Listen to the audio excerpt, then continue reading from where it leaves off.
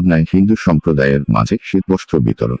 বাংলাদেশ জাতীয়তাবাদী দলের ভারপ্রাপ্ত চেয়ারম্যান তারেক রহমানের নির্দেশে পাবনা জেলা বিএনপির সাবেক সাংগঠনিক সম্পাদক মাহমুদুন নবী স্বপনের উদ্যোগে সনাতন সম্প্রদায়ের মাঝে শীতবস্ত্র বিতরণ করেছে। মঙ্গলবার বিকেলে জয়কালী বাড়ি মন্দিরে জেলা বিএনপির সাবেক সাংগঠনিক সম্পাদক মাহমুদুন নবী স্বপনের উদ্যোগে এই শীতবস্ত্র বিতরণে করা হয়।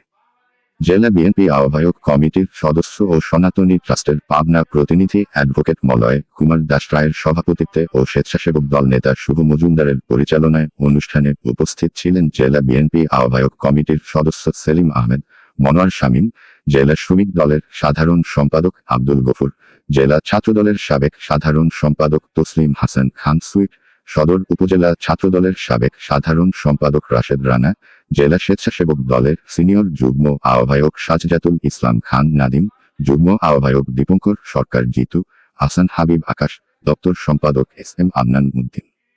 এ সময় 2 শতাধিক দুস্থ ও অসহায় মানুষের মাঝে এই শীতবস্ত্র বিতরণ করা হয়।